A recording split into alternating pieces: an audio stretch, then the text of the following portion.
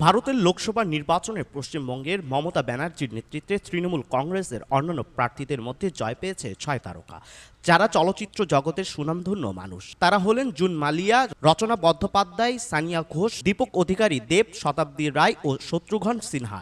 এই ৫ জনের মধ্যে রচনা এবং সানিয়ার রাজনীতিতে প্রবেশ এই প্রথম। আনন্দবাজার লিখছে, তৃণমূল কংগ্রেসের প্রার্থী ঘোষণার পর সবচেয়ে আলোচনা রয়েছে কলকাতার জি বাংলা চ্যানেলের রিয়েলিটি শো দিদি নাম্বার ১ খ্যাত রচনাকে নিয়ে।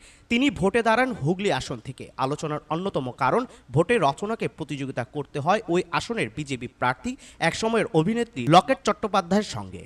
প্রচারের সময় জয়ের আত্মবিশ্বাস প্রকাশ পেয়েছিলেন রচনার কথায়। তারই প্রতিফল দেখা গেছে ফলাফলে। এই জয়ের মাধ্যমে প্রথমবারের মতো জনপ্রতিনিধি নির্বাচিত হলেন রচনা। গত লোকসভা নির্বাচনে যাদবপুর কেন্দ্র থেকে অভিনেত্রী মিমি চক্রবর্তী জিতেছিলেন তৃণমূলের টিকিটে। এবার ওই আসনে প্রথমবার দাঁড়ান অভিনেত্রী সাইনি ঘোষ।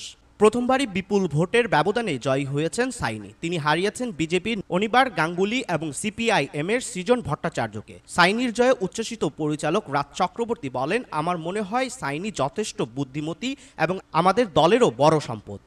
এত অল্প বয়সে এতটা বহুমুখী ও সাহসী মেয়েকে রাজনীতির ময়দানে সচরাচর দেখা যায় না। সেখানে সাইনি শুরু থেকেই নিজেকে বরাবর প্রমাণ করেছেন। সাইনির জয়ে হতাশা প্রকাশ করে ফেসবুকে পোস্ট দিয়েছেন শ্রীলেখা মিত্র। তিনি বলেন, যে কোনো প্রার্থী তৃণমূলের টিকিটে দাঁড়ালে যাদবপুর লোকসভায় জিতে যান কি করে বুঝি না। চিত্রনায়ক দেব ঘাটাল আসন থেকে তৃতীয়বারের মতো জয়ী হয়েছেন। প্রতিদ্বন্দ্বী ছিলেন বিজেপি প্রার্থী আরেক চিত্রনায়ক হিরণ চট্টোপাধ্যায়। বুথ ফেরত বিজেপির দুই অভিনেতার মধ্যে হাড্ডাহাড্ডি লড়াইয়ের আভাস মিললেও বিপুল ভোটে জয়ী হয়েছেন দেব। জয়ের পর নির্বাচনী আসনে গাছ লাগানোর ঘোষণা দিয়ে দেব বলেন, আমি যত ভোট পেয়ে জিতব ততগুলো গাছ লাগাবো, আগেই বলেছিলাম। আমি বর্ষার আগে সেই উদ্যোগ নেব। ঘাটাল মাস্টার প্ল্যান আমার কাছে সবথেকে গুরুত্বপূর্ণ হলেও আরও গুরুত্বপূর্ণ কিছু সমস্যা নোট করে রেখেছি, ধীরে ধীরে সমাধান হবে।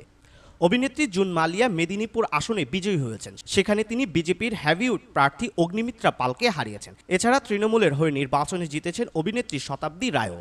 বীরভূমে তিনি প্রায় ২ লাখ ভোটের ব্যবধানে জিতেছেন। অভিনেতা ও রাজনীতিবিদ শত্রুঘ্ন সিনহা জয় পেয়েছেন আসানসোল আসন থেকে।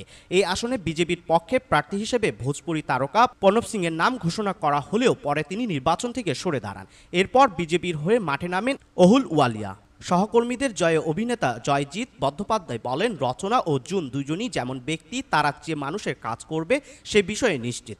আর আমি চাই রচনা ও জুন যাতে রাজ্য সরকারকে সঙ্গে নিয়ে আরও বেশি করে সিনেমার উন্নতির বিষয়টা দেখে, চেষ্টা করে যাতে সিঙ্গল স্ক্রিনের অবস্থান ফেরানো যায়। আর দেব তৃতীয়বার সংসদ হলো, ও যে ভালো কাজ করে এই জয়ই তার প্রমাণ।